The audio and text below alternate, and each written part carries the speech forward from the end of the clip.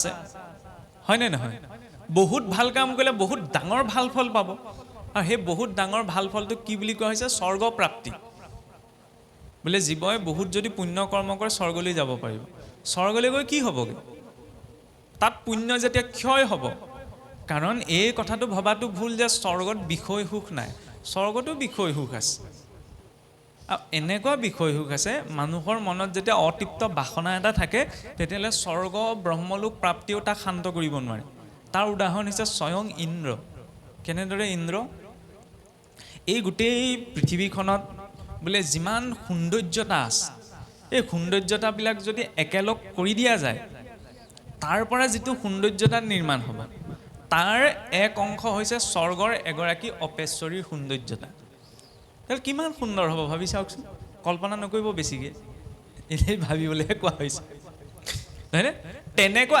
1000 গৰাকী অপেশ্বৰা বোলে স্বৰ্গত আছে নহয়নে তেনেকুৱা সহস্ৰ অপেশ্বৰাৰ অধিকাৰী হৈছে ৰজা ইন্দ্ৰ স্বৰ্গৰ অধিপতি এদিন মৰ্তলে নামি আহিছিলে মৰ্তলে নামি আহোঁতে আশ্ৰমতে গৌতম ঋষিৰ পত্নী অহল্যাক দেখি কাম বামনত বিমোহিত হৈ গৈছিল তেতিয়াহ'লে আপুনি ভাবি চাওক ইয়াত যিমান সৌন্দৰ্যতা আছে তাৰ সকলো লগাই পেলাই এগৰাকী অপেশ্বৰা আংশিক মাত্ৰ সৌন্দৰ্যতা সৃষ্টি হয় তেনেকুৱা সহস্ৰগৰাকীৰ অপেশ্বৰীৰ অধিকাৰী হৈও ইন্দ্ৰ পৃথিৱীলৈ নামি আহি গৌতম ঋষিৰ পত্নী অহল্যাত মোহ গৈছিল তেতিয়াহ'লে স্বৰ্গত কি কোনো ধৰণৰ বিষয়ভোগ নাই নি তাত কি অভাৱ হৈছিল যে ইয়ালৈ আহি ইয়াৰ ঋষি পত্নীৰ ওপৰত তেওঁ মোহিত হৈছিল যদি ইয়াত অতৃপ্ত বাসনাটো থাকে জীৱ জলৈকে নাযাওঁ তাৰ অধুগতি হ'বই আমাৰ সেইকাৰণে উপমা এটা দিয়া হয়ও একাদশত বৰ ধুনীয়া প্ৰসংগ এটা আহে মানে 24 জন গুৰুৰ প্ৰসংগ এটা আহে সেই 24 জন গুৰুৰ প্ৰসংগত মানে অৱধূত দত্তাত্ৰেয় তাৰ মাজতে এজন সগুণৰ কথাও কৈছিল আমাৰ অসমীয়া সমাজতে এটা উপমা দিয়া হয় বোলে সগুণ যিমান ওপৰত নুৰক সদায় বোলে মৰাহঁতহে চকু থাকিব হয়নে নহয় বাৰু সগুণ চৰাইবিলাকৰ ভিতৰত আটাইতকৈ উচ্চতাত উৰে বোলে কিন্তু যিমানেই উচ্চতাত নুৰক সদায় সি ভাল বস্তু চাব জানো নাচায় ক'ত মৰাহাও আছে তাকেই বিচাৰিব গতিকে যদি ভিতৰত কিছুমান অতৃপ্ত বাসনা থাকে সেই বাসনাবিলাক লৈ যদি আমি স্বৰ্গলৈও যাওঁ লাভ নাই গৈ পেলাই ইয়ালৈকে আহিব লাগিব প্ৰমাণ সেইটোকে দেখুৱাইছে মানে প্ৰথম এইটো কথা স্পষ্ট কৰা হৈছে যে আমি বেয়া কাম কৰিছোঁ সেইটোতো বেয়া ফল পাবই ভাল কাম কৰিলেও কিন্তু তাৰ ফল ভুগিব নহয়নে তেতিয়াহ'লে কৰিম কিটো কৰ্ম নকৰাকৈতো থাকিব নোৱাৰোঁ সেইবাবে গীতাৰ দৰ্শনে কৈছে কি যদি ঈশ্বৰত অৰ্পে তেবে বন্ধ নোহে যদি ঈশ্বৰত অৰ্পণা কৰি কৰা যায় তেতিয়াহ'লে সি বন্ধন সৃষ্টি কৰিব নোৱাৰে যেনেকৈ আকৌ সেই পুলিচজনলৈকে ঘূৰি গৈছোঁ উদাহৰণ দিয়া হৈছে আৰু হাবিলদাৰজনৰ হাতত ধৰি লওক বন্দুকটো চলোৱাৰ অনুমতি নাথাকে কিন্তু যদি অ'চিজনে তেওঁক অনুমতি দিয়ে যে তুমি কিবা কাৰণত তেনেকুৱা পৰিস্থিতি হ'ল যে অপৰাধীজনৰ ওপৰত গুলি চলাব লাগে অ'চিজনে নোৱাৰিলে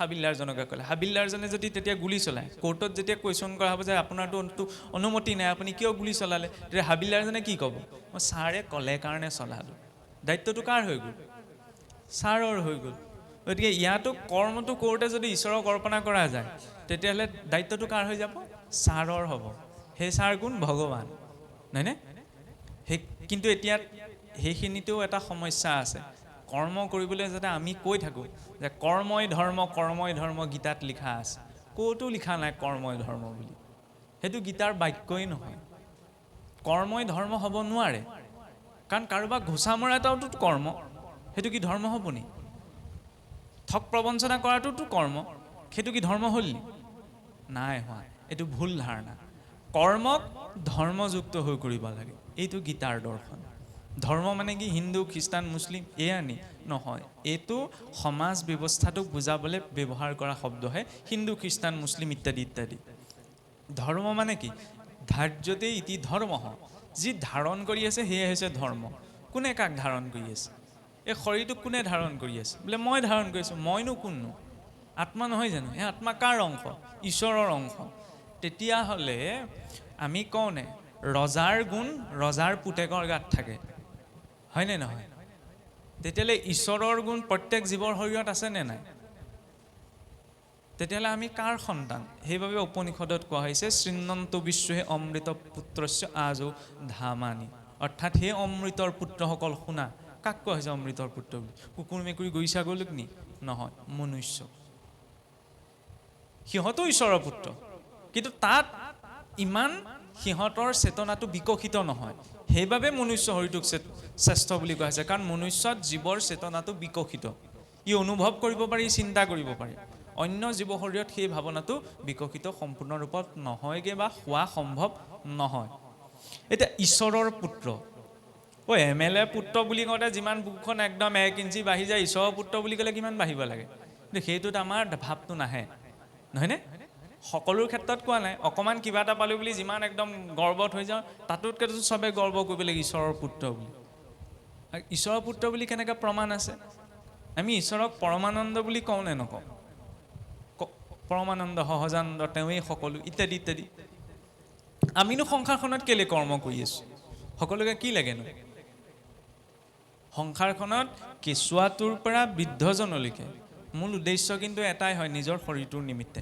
নহ'লে কেঁচুৱাটোৱে জন্ম হৈ চাবচোন, মাতৃগৰাকীয়ে যেতিয়া স্তনপান কৰায়, মুখখন যদি এটি স্তনত থাকে, হাতখন আনটি স্তনত থাকে, সেইটোতো চিন্তা কৰিব পৰা হোৱা নাই।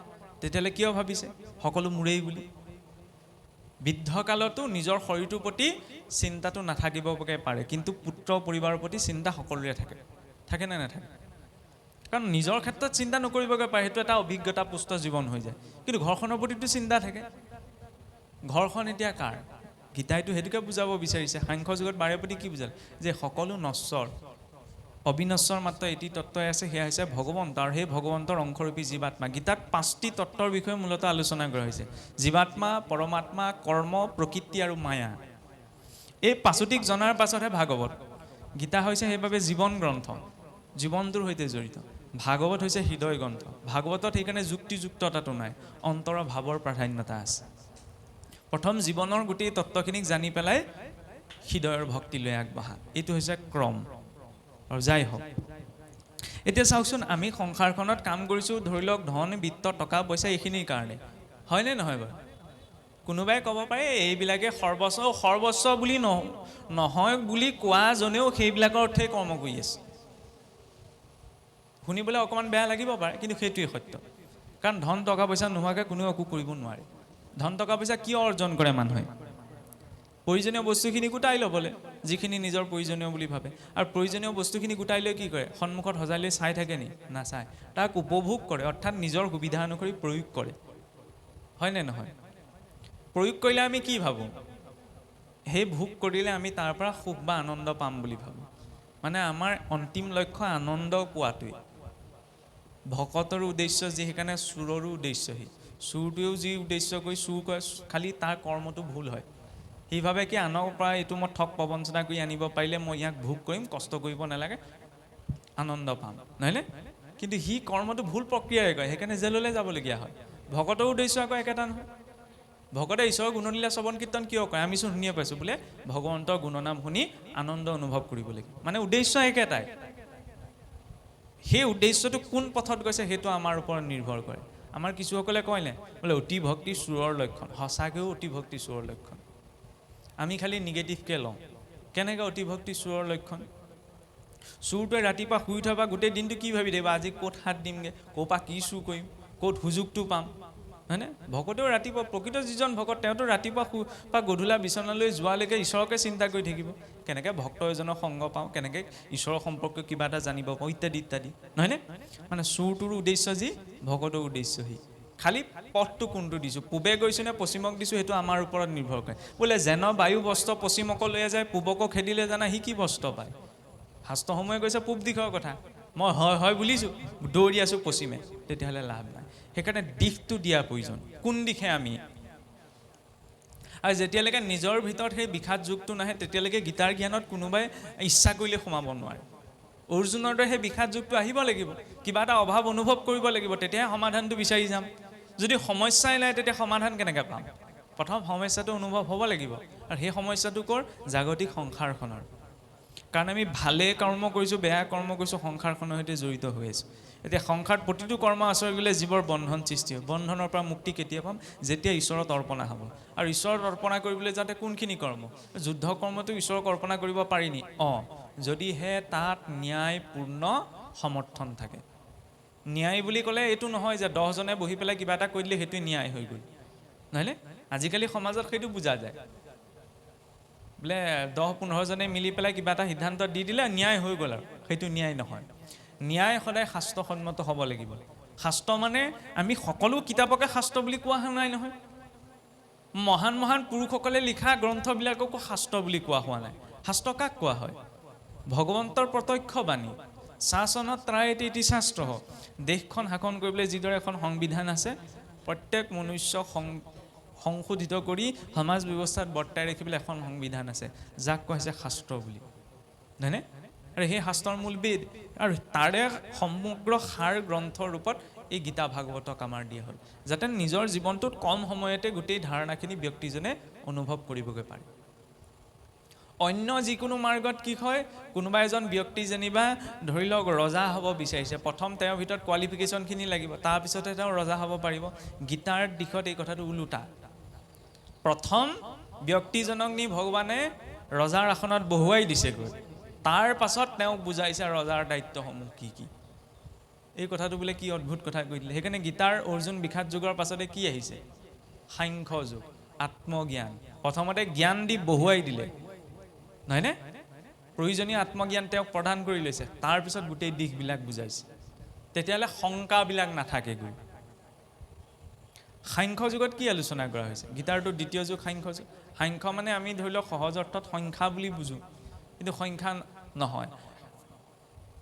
বেদান্তৰ দৰ্শনত প্ৰতিটো তত্ত্বক একোটা অংকৰ ৰূপত চোৱা হয়। অংক মানে যোগ বিয়োগৰ কথা কোৱা এটা তত্ত্ব।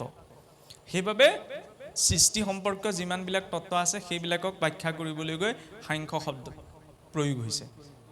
সাংখ্য জ্ঞান মানে সহজ অৰ্থত আমি এইটোৱে বুজোঁ যে আত্মবিদ্যাৰ জ্ঞান বা আত্মতত্ত্ব জ্ঞান। ভগৱান কৃষ্ণৰ সন্মুখত যেতিয়া অৰ্জুনে কৈছিল যে মোৰ সন্মুখত যে অৰ্জুন, দুশাসন ইত্যাদিয়ে দ্ৰৌপদীকো বস্ত্ৰ হৰণ কৰি, নহয়নে, ৰাজ্য হৰণ কৰি ল'লে, সেইবিলাকৰ কাৰণে যেনিবা মই তেওঁলোকৰ সৈতে যুঁজ কৰাটো শাস্ত্ৰসন্মত বা ন্যায়সন্মত। কিন্তু মই কিদৰে মোৰ গুৰু কৃপাচাৰ্য, দ্ৰোণাচাৰ্য, পিতৃতুল্য পিতামহ ভীষ্মৰ ওপৰত মই অস্ত্ৰ নিক্ষেপ কৰিম। তেতিয়া ভগৱান কৃষ্ণই কি কৰিছিলে? যে অৰ্জুন, তেওঁলোক বাধ্যতাত পৰি তাত বন্ধনতহে আছে, যুঁজৰ জৰিয়তে তেওঁলোকক তুমি বধ নকৰা, বৰং তেওঁলোকক মুক্তিহে দিবা। কাৰণ পিতামহ ভীষ্মই ইচ্ছা কৰাৰ পাছতো পাণ্ডৱক সমৰ্থন কৰিব পৰা নাছিল, নহয়নে? সেই কথাটো সকলোৱে জানে। আৰু কিয় কৰিব পৰা নাছিল? তাৰ আঁৰতো কিন্তু কৰ্মফল জড়িত হৈ আছে। পিতামহ ভীষ্ম 12জন বৈষ্ণৱৰ ভিতৰত এজন প্ৰধান বৈষ্ণৱ নহয় জানো? কিন্তু কৰ্মফলত ইমান সোমাই গ'ল যে সন্মুখত সত্যটোক জনাৰ পাছতো সত্যৰ লগত তেওঁ থিয় দিব সেইখিনি সময়ত নোৱাৰিলে। সেইকাৰণে মানুহে এনেকুৱা আৰু কৰ্মফলটো এনেকুৱা নহয় যে কোনোবাই বহুত জ্ঞান থাকিলে বুলি কৰ্মফলটোৰ পৰা হাত সাৰি যাব পাৰিম। যদি হাত সাৰি যাব পাৰিলেহেঁতেন তেতিয়া পিতামহ ভীষ্ম হাত সাৰি যাব পাৰিলেহেঁতেন। তেওঁতো ইচ্ছামৃত্যুৰ অধিকাৰী আছিল, নহয়নে? সৰহজ্যাত কিয় পৰিব লগা হ'ল? এই সাপ এডাল ধৰি কাঁইটীয়ে গছ এজোপালৈ দলিয়াই দিওঁতে তাতে ধৰফৰাই মৰিলৰ কাৰণেহে পিতামহ ভীষ্ম সৰহজ্যাত পৰিব লগা হ'ল। তাত কি দেখুৱাইছে? কৰ্মফল, নহয়নে? কৰ্মই একমাত্ৰ সূত্ৰ, যিটোৱে সূত্ৰই কেৱল মনুষ্যই নহয়, উচ্চ লোকত থকা দেৱী দেৱতা সকলোৱে গোটেই বিশ্ব বা সংসাৰখনৰ সৈতে জড়িত হৈ আছে। সংসাৰ মানে আপুনি মই বাস কৰা এই পৃথিৱীখনৰ কথাই বুজোৱা নাই। সেই ব্ৰহ্মা বহি থকা সত্য লোকৰ পৰা পাতালৈ নাগগণলৈকে এই সকলো হৈছে সংসাৰ।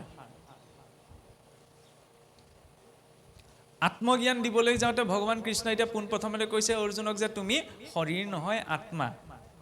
এতিয়া চাওক, অৰ্জুনে যেতিয়া ভগৱান কৃষ্ণৰ আগত যুক্তি দেখুৱাই আছিল যে প্ৰভু তুমি মোক মোৰ সন্মুখত থকা বা মোৰ সন্মুখত মোৰ বিপৰীতে যুঁজ কৰা মোৰ ভাতৃসকলৰ সৈতে যুঁজ কৰিবলৈ কৈছা, কিন্তু এই কথাটো ধৰ্মশাস্ত্ৰসন্মত নহয়। কাৰণ যিমান যি হ'লেও নিজৰ ককাই ভাইৰ বিৰুদ্ধে যুঁজ কৰাটো এইটোতো কোনো প্ৰকাৰ ন্যায়সংগত হ'ব, তাতকৈ মই ভিক্ষা প্ৰবৃত্তি আচৰণ কৰাটোৱে প্ৰয়োজন। তেতিয়া ভগৱান কৃষ্ণই বৰ সুন্দৰ উক্তি এটা দিছিল যে দুখেষু দিগ্নম মনঃ সুখেষু বিগত স্পৃহ বিতৰাগ ভয় ক্ৰোধ স্থিত ধীৰ মুনিৰুচ্যতে। যে হে অৰ্জুন, তুমি জ্ঞানীৰ দৰে কথা কৈছা, কিন্তু তোমাৰ ভিতৰত জ্ঞানীৰ লক্ষণ ফুটি উঠা নাই। কথাটো অকণমান গভীৰকৈ ভাবি যদি চাওঁ তেতিয়াহ'লে বহুত গভীৰতা আছে। কেনেকৈ আছে?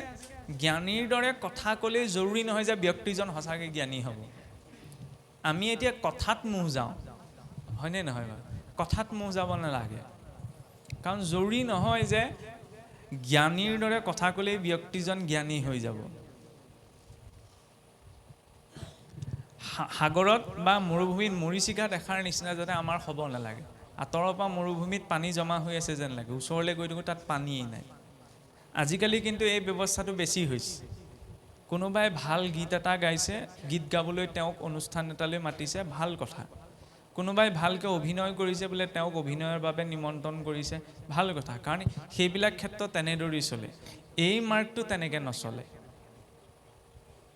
বোলে আমুকে বৰ ধুনীয়া কথা কয়, ভাল লাগে দেই শুনি, সেইকাৰণে বোলে এইবাৰ তেওঁক মাতো, তেওঁৰ কথাখিনি শুনো। এই কথাটো কিন্তু মই খোলাকৈ কৈছোঁ, এই মাৰ্গটোত সেই ধাৰণাটো ভুল। কাৰণ আজি মোৰ ব্যক্তিগত জীৱনত কি উপাসনা আছে, কি কৰিছোঁ নাই কৰা, আপোনালোকে কোনেও দেখা নাই, দেখিছে জানো? তেতিয়াহ'লে কেনেকৈ মানি ল'বলৈ বিচাৰিছে? কাৰণ আজিকালি ভুৱা ডাক্তৰ ঢেৰ, গতিকে সাৱধান, পেচেণ্টজনো হ'ব লাগিব। কোনোবা ভুৱা ডক্তৰে যদি ভুল ঔষধ দি দিয়ে, আপুনি যদি ডাক্তৰ বুলিয়ে তাকে খায়, তেতিয়াহ'লেতো হিতে বিপৰীত হ'ব। সেইকাৰণে ধৰ্ম মাৰ্গত ব্যক্তিজনৰ আশ্ৰয়লৈ যোৱাৰ আগমুহূৰ্তত তেওঁক জনাটো প্ৰয়োজন।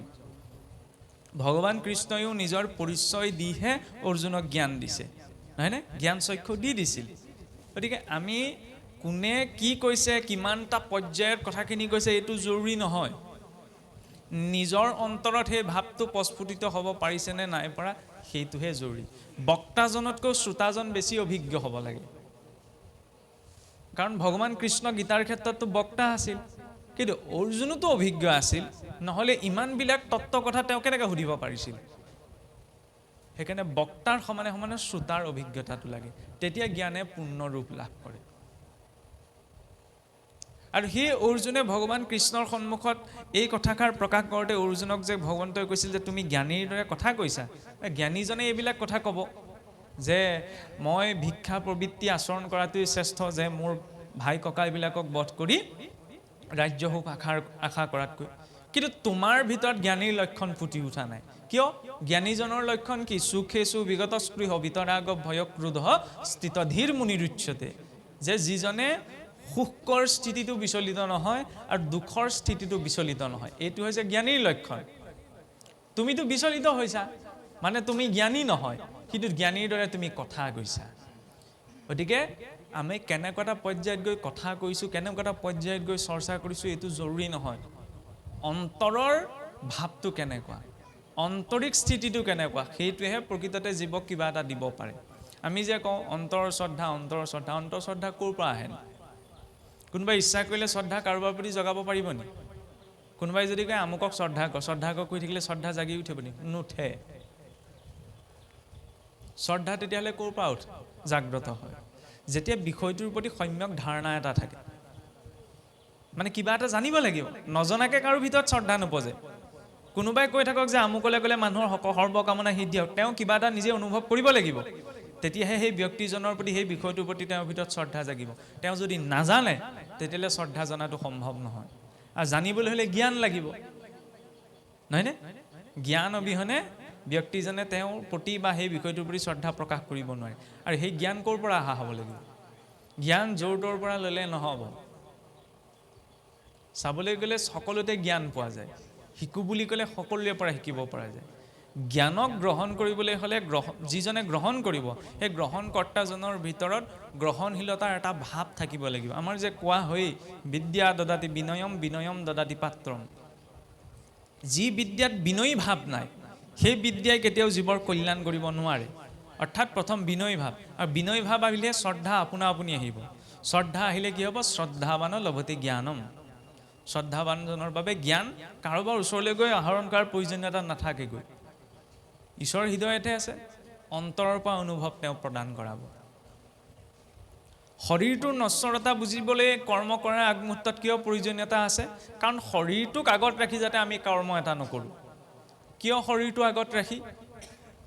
কাৰণ মই যেনিবা কিবা এটা কাম কৰাৰ ক্ষেত্ৰত আপোনাক ঠগিছোঁ, আপুনি গম নাপায় যে মই আপোনাক ঠগি আছোঁ, মইহে জানিছোঁ তেওঁ গম নাপায়, তেওঁক মই ঠগি ঠগি খাই আছোঁ। আপুনি গম পোৱা নাই, মই ভাবিছোঁ কি মই আপোনাক ঠগি ঠগি ঢেৰ লাভ কৰি আছোঁ। সেই ধাৰণাটো ভুল হয় নে নহয়? কাৰণ আপুনিহে সেইখিনি সময়ত গম পোৱা নাই। যি গম পাব লাগে চব ৰেকৰ্ড হৈ আছে নহয়। আমি খুব মিছা কথা কওঁ নহয়। সেইকাৰণে ভগৱান কৃষ্ণই চাওকচোন, আপোনাৰ বাঘ, সিংহ এইবিলাক ইমান হিংস্ৰ জন্তু আছে, ক'তো সাক্ষী ৰখা নাই। মানুহৰ জীৱনত আকৌ 14জন সাক্ষী ৰাখিছে নহয়। মাধৱদেৱে সেইকাৰণে ঘোষাত কৈছে মই তোমাক ভান্দো তুমি মোক ভান্দা, 14 সাক্ষীক ভান্দিব কোনে পায়, মই আপোনাক ঠগিম আপুনি মোক ঠগি থাকক। ঠিকেই আছে, 14 সাক্ষীক কোনে ঠগিব, নহয়নে? সকলোৰে সাক্ষী হৈ বহি আছে নহয়। কৰ্ণত দিগগণ, নাসিকাত অশ্বিনী কুমাৰ, মুখত অগ্নি, জিভাত বৰুণ, পদত বিষ্ণু, হস্তত ইন্দ্ৰ, বুদ্ধিত বাসুদেৱ, মনত চন্দ্ৰ, অহংকাৰৰ ৰুদ্ৰ, লিংগত প্ৰজাপতি, গুহ্যত মিত্ৰ। ইন্দ্ৰিয় দেৱতা আৰু বিষয় তিনিওটা সংযুক্ত হৈ আছে, এইখিনিতো জমা হৈ গৈ আছে।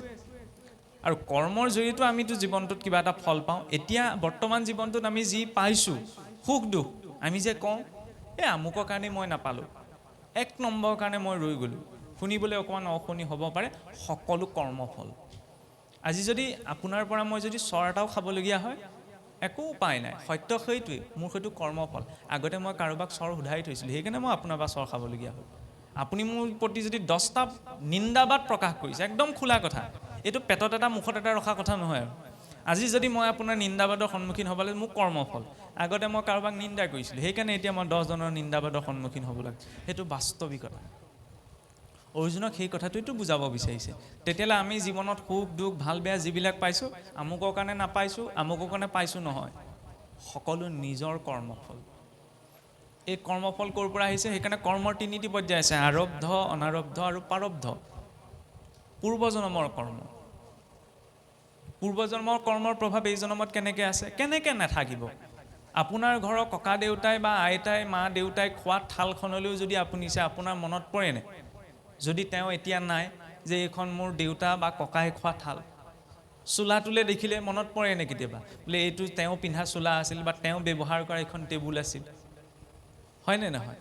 ব্যক্তিজন নাই, ব্যক্তিজন নথকাৰ পাছতো তেওঁ ব্যৱহাৰ কৰা বস্তুটোলে দেখিলে যেতিয়া তেওঁৰ কথা স্মৰণ পৰিছে, তেতিয়া যিসোপা কৰ্ম আচৰণ কৰি থৈছোঁ, সেই কৰ্মসোপা এই শৰীৰটো নষ্ট হোৱাৰ লগে লগে সকলো নষ্ট হৈ যোৱা সম্ভৱনে? নহয়, শৰীৰটো নষ্টহে হয়, এইটো পোচাক বুলিহে কোৱা হৈছে, নহয় জানো? ইয়াৰ ভিতৰত বহি থকাটোতো বহুত বুঢ়া, এইটোহে নবীন, এটা সময়ত পাইছে, এটা সময়ত শেষ হৈ যাব। চোলা কিনি আনিলে, ভাল হৈ থকালৈকে পিন্ধিলে, ফাটি গ'ল, পেলাই দিলে, তাৰপিছত মানুহটোতো সলনি হৈ নাযায়। বয়স হোৱাৰ লগে লগে মানুহৰ চিন্তাধাৰা সলনি হয়, কিন্তু আজিৰ পৰা 10 বছৰ আগতে আপুনি যি আছিল, 10 বছৰৰ পাছত আপুনিতো একেই আছে। কি পৰিৱৰ্তন হোৱা নাই তেতিয়াহ'লে? সেই পৰিৱৰ্তন নোহোৱা তত্ত্বটোকেইতো আত্মা বুলি কোৱা হৈছে। আত্মাক ধাৰণা কৰিব পৰা 3টি অৱস্থা আছে, এটা হৈছে জাগ্ৰত, এটা হৈছে নিদ্ৰিত, এটা হৈছে সুষুপ্তি। জাগ্ৰত অৱস্থাত আমাৰ এইটো স্থূল শৰীৰ, নহয়নে? আত্মানো ক'ত থাকে? আত্মাৰ আকাৰৰ কথা ক'বলৈ গৈ কৈছে যে বালাগ্ৰ শতভাগস্য শতধাকল্পতস্য, চুলিৰ আগটোৰ 100 ভাগৰ 1000 ভাগৰ এভাগৰ সমান। সৌ সিদিনালৈকে এইটো অদ্ভুত কথা আছিল, এই চুলিৰ আগটুকুৰাক 1000 ভাগ বাৰু কৰা সম্ভৱনে মানুহৰ দৃষ্টিয়ে চাবলৈ গ'লে? তাৰপৰা আকৌ কৈছে বোলে আত্মাটোৰ পৰিমাণটো সেই 1000 ভাগৰ এভাগৰ সমান। এইটো অদ্ভুত কল্পনা আছিল, বিজ্ঞানীসকলেও মানি লোৱা নাছিল যে ইমান সৰু বস্তু থকা সম্ভৱেই নহয়, পৰমাণুতকৈও সূক্ষ্মচোন। কিন্তু যেতিয়া আজি আধুনিক বিজ্ঞানৰ লগতে আপোনালোকেও নিশ্চয় শুনিবলৈ পাইছে, এটা প্ৰযুক্তিবিদ্যা আছে নেনো প্ৰযুক্তিবিদ্যা বুলি, য'ত ইমান সূক্ষ্মতা সম্ভৱ হয়। সেই নেনো স্তৰটো এটা পৰমাণুতকৈ সূক্ষ্ম স্তৰ, যিটো আমি চকুৰেও দেখিব নোৱাৰোঁ আৰু কোনো যন্ত্ৰ পাতিৰ ধৰাত নাহে। তেতিয়াহ'লে কেনেবাকৈ যদি আমি মানিও লয় যে আত্মা বোলা কোনো বস্তু নাই ক্ষন্তেকৰ বাবে, তেতিয়াহ'লে এই ধাৰণাটো ইমান 1000 বছৰ আগতে গীতাত কেনেকৈ আহিল যে চুলিৰ আগৰ 1000 ভাগৰ এভাগৰ সমান সূক্ষ্ম কিবা এটাও থকা সম্ভৱ? 19ৰ দশকতো বাদ দিয়ক, এতিয়া 21শ শতিকাতে লাহে লাহে নেনো প্ৰযুক্তিবিদ্যা বিকাশ হৈছে, ইমান সূক্ষ্ম বস্তু যে থকা সম্ভৱ হয়। আৰু সেই সূক্ষ্ম তত্ত্বটো বা আত্মাটো ক'ত থাকে? পঞ্চকোষৰ ভিতৰত। এই শৰীৰটো সেইবাবে পঞ্চকোষেৰে নিৰ্মাণ বুলি কোৱা হয়। প্ৰথম আছে অন্নময় কোষ, গীতাৰ জ্ঞান বিজ্ঞান যুগত এইখিনি বৰ ধুনীয়াকৈ আহে। তাৰ পাছতে আছে প্ৰাণময় কোষ, তাৰ পাছতে আছে মনোময় কোষ, তাৰ পাছতে বিজ্ঞানময় কোষ, তাৰ পাছতে আনন্দময় কোষ। এই পঞ্চকোষৰ সিদ্ধান্তটোকে প্ৰাচীন শাস্ত্ৰসমূহত পঞ্চকোষ সিদ্ধান্ত বুলি কোৱা হৈছিল। আৰু এই পঞ্চকোষ সিদ্ধান্তটো বা এই পঞ্চকোষৰ ধাৰণাটো মানুহৰ জীৱনত কেনেকৈ প্ৰয়োগ হৈছিল, সৰুতে আইসকলে বেছিকৈ গম পাব।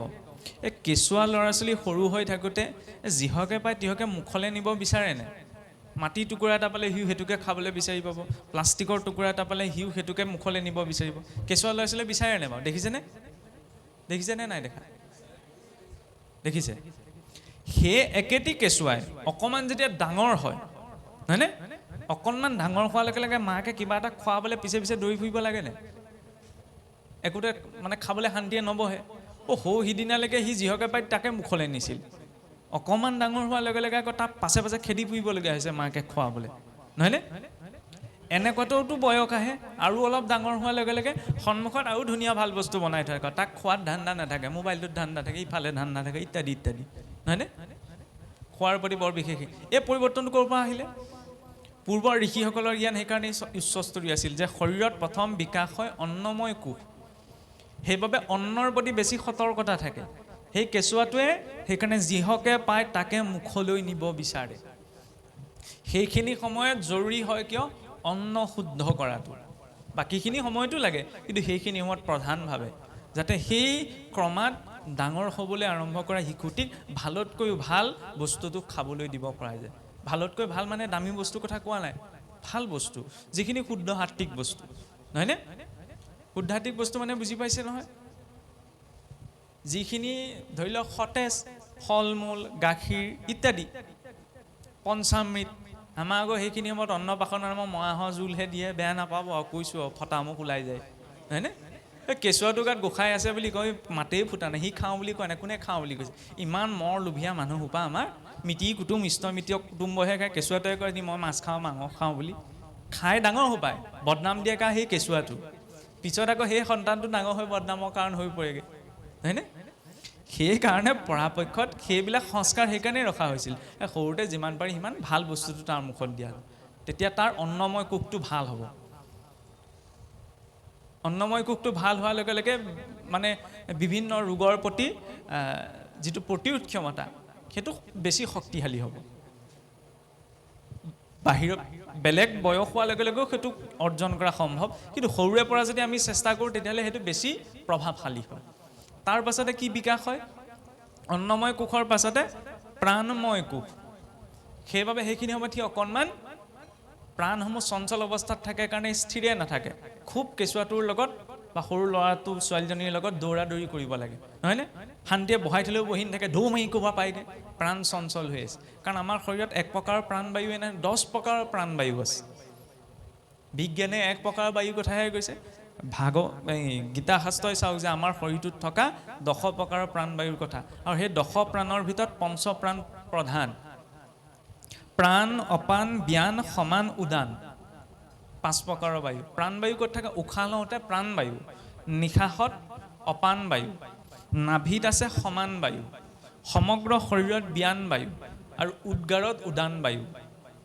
সেইকাৰণে চাবচোন কি হয়, মানুহ এজন যেতিয়া মৃত হয়, মৃত হোৱাৰ লগে লগে সময় যোৱাৰ লগে লগে শৰীৰটো চেঁচা হ'বলৈ আৰম্ভ কৰে। কেলৈ চেঁচা হ'বলৈ আৰম্ভ কৰে? ক্ৰমাৎ যেতিয়া শৰীৰৰ যিটো উষ্ণতা সেইটো নিৰ্ণয় মানে সন্তুলতা ৰক্ষা কৰে সমান বায়ুৱে। যেতিয়া শৰীৰৰ পৰা সমান বায়ু ওলাবলৈ আৰম্ভ কৰে, লাহেকৈ সি চেঁচা হ'বলৈ আৰম্ভ কৰে।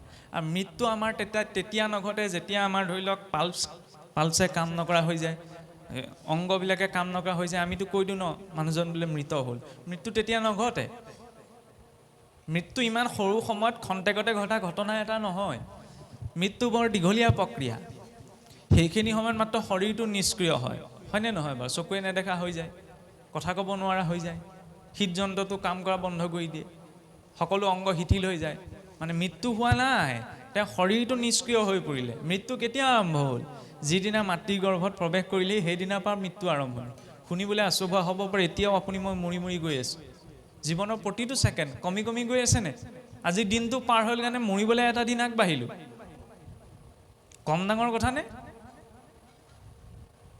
সেইকাৰণে মহাপুৰুষে কৈছে যে ভায়ু ভাই সাৱধান, যাৱে নোহে চুতে প্ৰাণ। যে প্ৰতিটো সময়ত সাৱধান হোৱা প্ৰয়োজন, কাৰণ মৰিবলৈকে গৈ আছোঁ। ভাল মানুহ হৈছোঁ, বেয়া মানুহ হৈছোঁ, এইটো সময়ৰ কথা, কিন্তু আমাৰ যাত্ৰাটো কলৈকে গৈ আছে? মৃত্যুলৈকে গৈ আছে। আৰু মৃত্যুৰ প্ৰতি ইমান অনিশ্চয়তা আছে, কেতিয়া আহিব আমি একো ক'ব নোৱাৰোঁ। এবাৰ ঘটনা এটা ঘটিছিল বোলে, নাৰায়ণ গৰুড়ৰ সৈতে কৈলাশলৈ আহিছিল মহাদেৱৰ সৈতে বিশেষ কিবা এটা আলোচনা কৰিবলৈ। তাৰ পৰা কৈলাশৰ দুৱাৰতে গৰুড়ক ক'লে বোলে তুমি ইয়াতে খন্তেক ৰোৱা, মই মহাদেৱৰ সৈতে বিশেষ আলোচনা আছে, গতিকে মই তেওঁৰ সৈতে আলোচনা কৰি আহোঁ। গৰুড়টো পক্ষীকুলৰ অধিপতি হয়। কৈলাশৰ সেই উপবনৰ মাজত এটি গছৰ ডালত সুন্দৰ টিপচী চৰাই এটি পৰি আছিল। আৰু তেতিয়া স্বাভাৱিক পক্ষীকুলৰ অধিপতি যেতিয়া পক্ষীৰ প্ৰতি চকুটো যাবই, এনেই চৰাই এজনী পৰি থাকিলে আমাৰ সাধাৰণ মানুহে চকুটো যায়। তেতিয়া ভাবিছে ইমান ধুনীয়াকৈ বোলে আনন্দ মনে চৰাইটোৱে সেই উপবনখনত বিচৰণ কৰি আছে। গৰুড়ই সেই মনোহৰ দৃশ্যকে চাই তাত ৰৈ আছিল। তেনেকুৱাতে কৈলাশলৈ আগমন ঘটিল যমৰাজৰ। যমৰাজক দেখি পেলাই গৰুড়ই লাহেকৈ প্ৰণাম কৰিলে, সম্ভাষণ জনালে আৰু ধৰ্মৰাজ বুলি। তাৰপৰা যমৰাজে কৈলাশৰ ভিতৰলৈ সোমাই যাতে চৰাইটোলৈ অকণমান বেকাকৈ চাই থৈ গ'ল। তেতিয়া গৰুড়ই ভাবিলে যমৰ চকু পৰিল যেতিয়া এইটো বেছি সময় নাথাকে আৰু, সেইবুলি ভাবি যমৰাজাক কৈলাশলৈ সোমাই গ'ল। সেইখিনি সময়ত গৰুড়ই কি কৰিলে, আৰু নিজৰ বংশ পৰিয়ালৰ মানুহবোৰৰ প্ৰতি অকণমান টান এটা বেছি থাকেনে। গৰুড় এতিয়া পক্ষীকুলৰ অধিপতি, পক্ষীটোৰ প্ৰতি অকণমান সংশয় এটা যেতিয়া সোমালে যে যমৰ চকু পৰিল যেতিয়া বেছি সময় নাথাকে। গৰুড়ৰ বেগটো মনতকৈ অধিক। সংসাৰ আটাইতকৈ গতিশীল বস্তুটো হৈছে পোহৰ, পোহৰতকৈ আৰু একোৱে গতি কৰিব নোৱাৰে। পোহৰতকৈ শ্ৰেষ্ঠ হৈছে মনৰ বেগ। মনটোৱে নিমিষতকৈ কম সময়ত বহুত কথা ভাবিব পাৰে, আৰু মনতকৈও উচ্চ বেগত যায় গৰুড়ৰ গতি। গৰুড়ই লাহেকৈ সেই চৰাইটোক ধৰি পেলাই সহস্ৰ সহস্ৰ দূৰত থকা এখন উপবনৰ মাজত এৰি থৈ গুচি আহিল। তাৰপিছত সেই কৈলাশত উপস্থিত হৈছে। যমৰাজা ওলাই আহিছে, ওলাই আহি পেলাই আকৌ সেই উপবনখনলৈ চাইছে যে চৰাইটো নাইচোন। তেতিয়া গৰুড়ই মনতে ভাবিছে, এই প্ৰাণ নিম বুলি আহিছিলা, এতিয়া মই ইমান সহস্ৰ দূৰত থৈ আহিলোগৈ, এতিয়া ক'ৰ পৰা নিয়া। সেইকাৰণে মানে গৰুড়ই অকণমান হাস্যৰসৰ ভাৱতে যমক সুধিছে যে প্ৰভু আপুনি সেইফালে কি চাইছে, কিবা নিবলৈ আহিছিলে নি? তেতিয়া যমে কৈছে বোলে তাকে বোলে মই এটা কথা, অথনি মই কৈলাশৰ ভিতৰলৈ সোমাই যাওঁতে উপবনখনত বৰ ধুনীয়া চৰাই এটা চৰি আছিল, তাকে মই দেখিলোঁ, দেখি পেলাই সি আনন্দ মনে ইমান বিচৰণ কৰি আছে। কিন্তু মোৰ ধ্যানত এইটো গোচৰ হৈছে যে ইয়াৰ পৰা সহস্ৰ সহস্ৰ বছৰ দূৰত আকৌ এখন উপবনতে চৰাইটো সাপ এডালে ভক্ষণ কৰিলে। গতিকে মই এইটো ভাবিয়েই মানে অকণমান পাৰ পোৱা নাই যে ইমান কম সময়ৰ ভিতৰত ইমান সহস্ৰ যোজন দূৰত সেই পক্ষীটোক পালেগৈ কেনেকৈ। তেতিয়া গৰুড়ই গম পালে মানে মৃত্যুটো যদি আছে তেতিয়াহ'লে সেইটো নিশ্চিত, স্বয়ং ভগৱন্তৰ পাৰিষদেও সেইটো সলনি কৰিব নোৱাৰে। গৰুড়ই চৰাইটোকে বাচক বুলি সহস্ৰ যোজন দূৰত থৈ আহিলেগৈ, কিন্তু মৃত্যুৰ পৰা ৰক্ষা পালে জানো? সেই চৰাইটোৰ মৃত্যু সেই উপবনখনতে আছিল, সৰ্পৰ ভক্ষণত তাৰ মৃত্যু হ'ল, নহয়নে? মোবাইলটো ৰিচাৰ্জ হ'লেও নটিফিকেশ্যন এটা আহে দুদিনৰ পিছত ৰিচাৰ্জটো শেষ হ'ব বুলি, যমৰাজাৰ পৰা একো নটিফিকেশ্যন নাহে, হয়নে নহয়? সেইকাৰণে সতৰ্কতাটো প্ৰয়োজন। আৰু সতৰ্কতা, ভয় খাই থাকিব নালাগে। যম বুলি ক'লে আমি ভয় কৰোঁ, বোলে বেয়া কাম কৰিলে যমে পিছত একদম ৰিফাইন তেলত ভাজিব, নহয়নে? কৃমি ভোজনত পেলাই দিব। ভয় কৰিব নালাগে। যদি ভাল কাম কৰি থাকোঁ তেতিয়াহ'লে আমি সেইবিলাক ভুগিব লগা নহয়। বেয়া কাম কৰিলেহে ভুগিব, নহয়নে? কাৰণ যমো এজন বৈষ্ণৱ। ভকত বুলি ক'লে এতিয়া আমি ধৰি লওক কেনেকুৱা বুজোঁ, নহয়নে? এতিয়া যমৰ ওচৰলৈ কোনোবাই ভক্তি কৰিবলৈ যাবনে বা ভক্তি কথা শুনিবলৈ যাবনে? কোনো নাযায়। ধাৰণাটো সেইখিনিতে। ঈশ্বৰে সেইকাৰণে যমকো এজন শ্ৰেষ্ঠ বৈষ্ণৱ ৰূপত পাতি থৈছে। যম বুলি ক'লেতো আমাৰ মানুহে ভয় খায়, মৃত্যু বুলি ভাবে, নহয়নে? কিন্তু 12 বৈষ্ণৱৰ ভিতৰত এজন প্ৰধান বৈষ্ণৱ যমো। এতিয়া যমৰ ওচৰলৈ যাবলৈ পাৰিলেও ভক্তজনে ভালহে পাব বোলে বৈষ্ণৱৰ ওচৰলৈ আহিছে। গতিকে ভকত যদি যমৰ ওচৰলৈ যায় তেতিয়াহ'লে অধোগতি নাই। একে লাইনৰ মানুহ হ'লে আপত্তি নাই নহয়। যদি লাইনটো বেলেগ হয় তেতিয়াহে অকণমান খেলি মেলি হ'ব, নহয়নে? সেইকাৰণে মানে ভকতৰ এই ভাগৱতত বা গীতাত যে বাৰে প্ৰতি এইটো প্ৰসংগ আহে, ভকতসকলে একদম ডাংকুপ মাৰি মানে কয় আৰু প্ৰভু এই স্বৰ্গ পালেও মোৰ আপত্তি নাই, নৰক পালেও আপত্তি নাই, মুঠতে তুমি লগটো এৰিব লাগে। বৰ টেঙৰ মানে জানে, স্বৰ্গলৈ গ'লেও ধৰি লওক ভকতি কৰিলে তাতো এটা বহুত উচ্চ পৰ্যায় পাব, কাৰণ ইন্দ্ৰাদি দেৱতাসকলৰ নমনীয় হৈ পৰিব। আৰু নৰকলৈ গ'লেও নৰকত চিন্তাই নাই, যম স্বয়ং বৈষ্ণৱ, কেতিয়াও শাস্তি ভুগিবলৈ নিদিয়েই, নহয়নে? সেইটো এটা দৰ্শন বুজাব বিচাৰিছে, মানে ভক্তজনৰ অকল্যাণ ক'তো নাই। আৰু ভক্তি আচৰণ কৰিলে কি হয়, কেতিয়াও জীৱ পতিত হ'ব লগা নহয়। কিবা কাৰণত তেওঁ অধোগতি লাভ কৰিব পাৰে, যেনেকৈ ইন্দ্ৰদম্য হাতী হৈছে, কিন্তু তেওঁ পতিত হোৱা নাই। ষষ্ঠী শৰীৰটো ঈশ্বৰলৈ মনত পৰিছে, সেইকাৰণে ঈশ্বৰ আহিছে। সেই কাহিনীটোতো সকলোৱে জানে, নহয়নে? বৰ ধুনীয়া প্ৰসংগ এটা জড়িত হৈ আছে।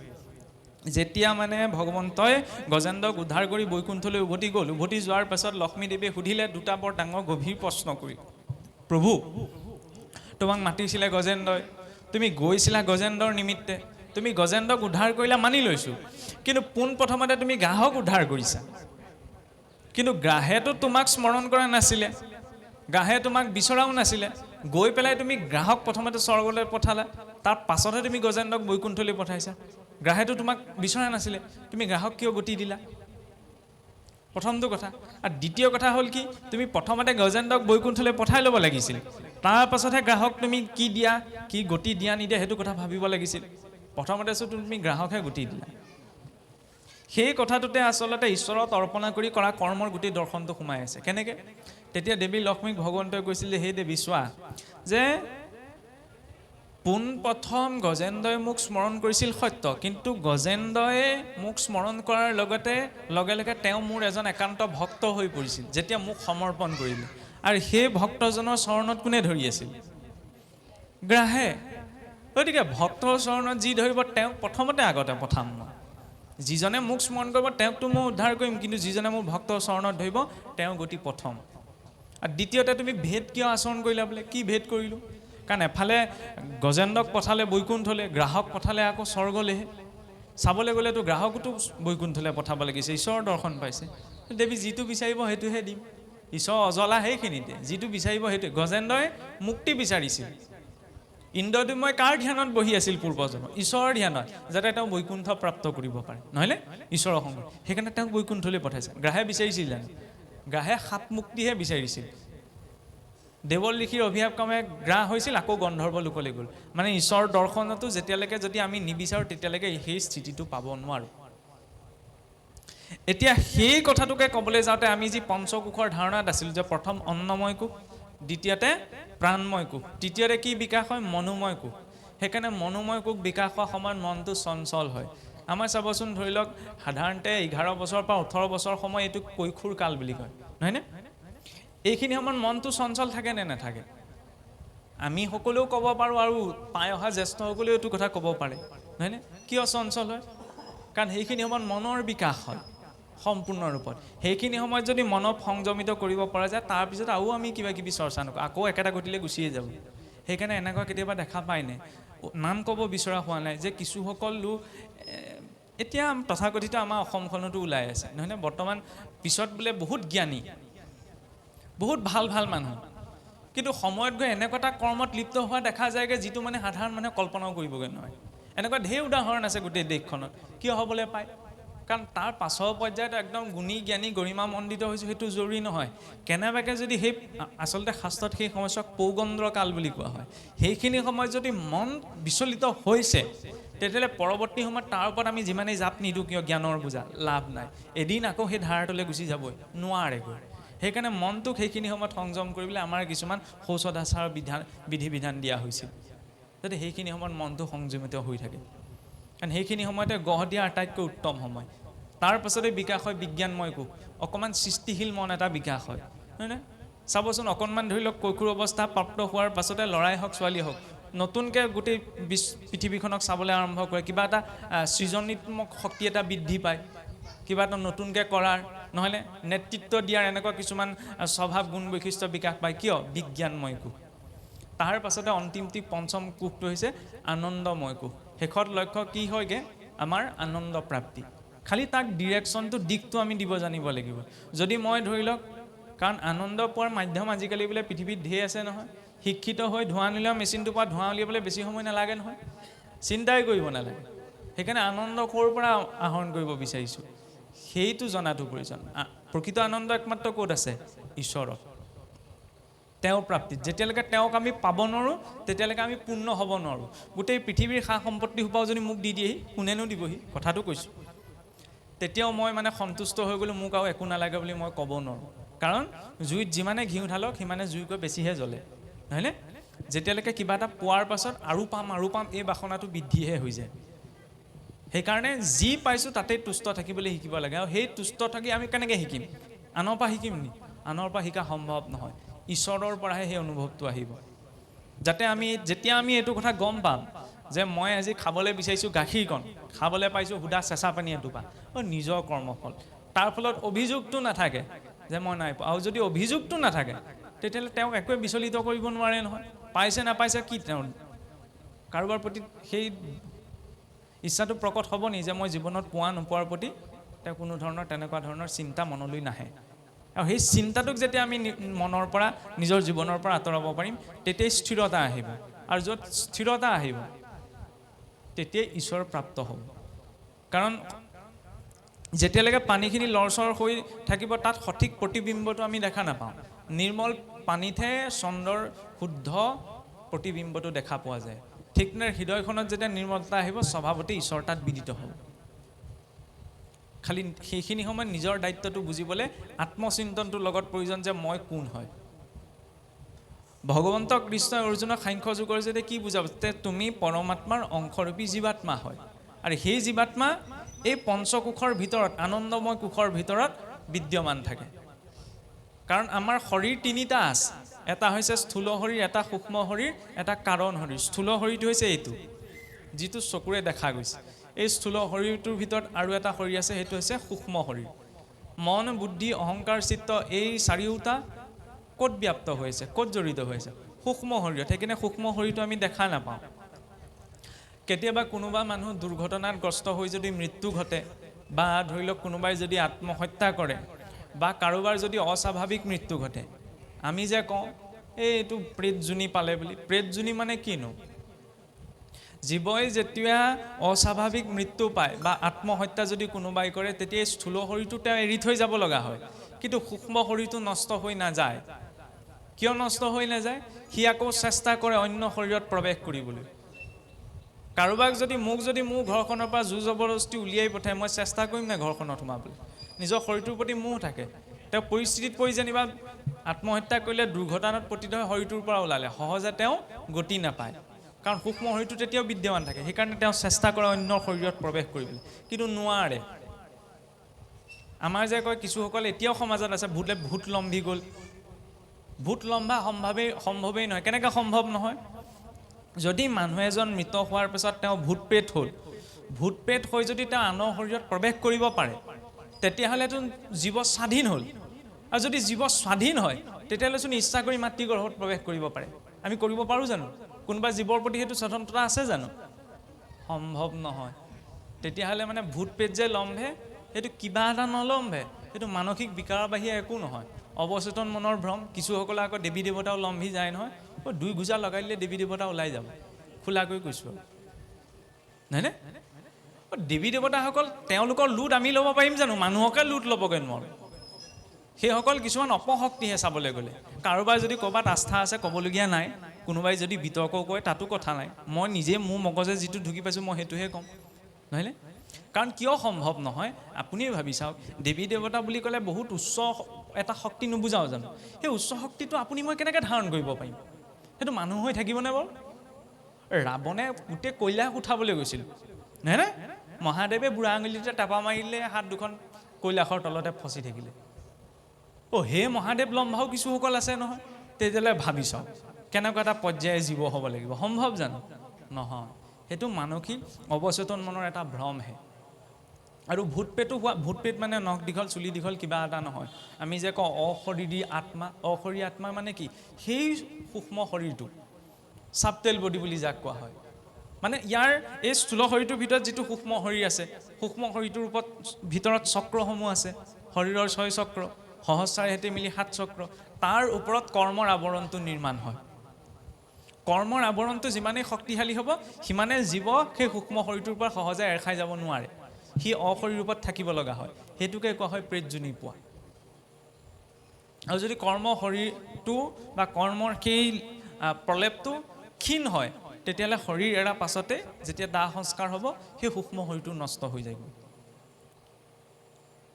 আৰু তাৰ ফলত সেই জীৱ সংসাৰত বন্ধনত থাকিবলগীয়া নহয় তাৰপিছত যাতনা শৰীৰ যমনগৰৰ পৰা অফাৰ আহিব বিহুৱে সংক্ৰান্তিয়ে বজাৰ কৰিবলৈ যাওঁ নহয় অফাৰ লাগে কাপোৰ কানি জমেও অফাৰ এটা দিয়ে এই শৰীৰটোতো অগ্নিত দাহ সংস্কাৰ কৰি দিয়া হ'ল এতিয়া এই শৰীৰটোত যিবিলাক দাগ লাগিছে সেইবিলাকতো ধুব লাগিব জমে ভালকৈ ধুৱেগৈ নহয় বৈতৰণিত নি পেলাই ধুবলৈ এতিয়া কাপোৰযোৰ ধুনীয়াকৈ পিন্ধাই লয় সেইকাৰণে আমাৰ মৃতকসকলে ধৰি লওক নতুনকৈ কাপোৰযোৰ দিয়ে নহয়নে গৈছা যেতিয়া এইযোৰ লৈ যোৱা হয় তাত এনেও ধুবগৈ নহয় এইটো মই খুহুতীয়া ভাৱতহে কৈছোঁ যমনগৰৰ পৰা সেইটো অফাৰ আহে যাতনা শৰীৰ এই শৰীৰটো অনুৰূপতে এটা শৰীৰ দিয়া হয় সূক্ষ্ম শৰীৰ তাৰপৰা আনি ধুনীয়াকৈ যম যায় তাত ধোৱা পখলা কৰেগৈ আৰু যিকেইটা দাগ যায় তাতে গুচি যায়, যিকেইটা দাগ নাযায় আকৌ সেইকেইটা দাগ যাবলৈ ইয়ালৈকে পঠাই দিয়ে। সেইবাবে কোৱা হৈছে পুনৰপি জননম, পুনৰ পুনৰ মোৰ জন্ম হৈ আছে, পুনৰপি মৰণম, পুনৰ পুনৰ মোৰ মৰণ হৈ আছে, পুনৰপি জননী জঠৰী চয়নম, পুনৰ পুনৰ মাতৃগৰ্ভত মোৰ আশ্ৰয় হৈ আছে। এইটো জনমত এয়া মাতৃ, পূৰ্ব জনমত কোনোবা আছিলে, অহা জনমত কোনোবা হ'ব। জীৱইটো 84 লাখ জনী পাৰ কৰি আহিছে, কিমান মাতৃজনী ভ্ৰমণ কৰি আহিছে, নহয়নে?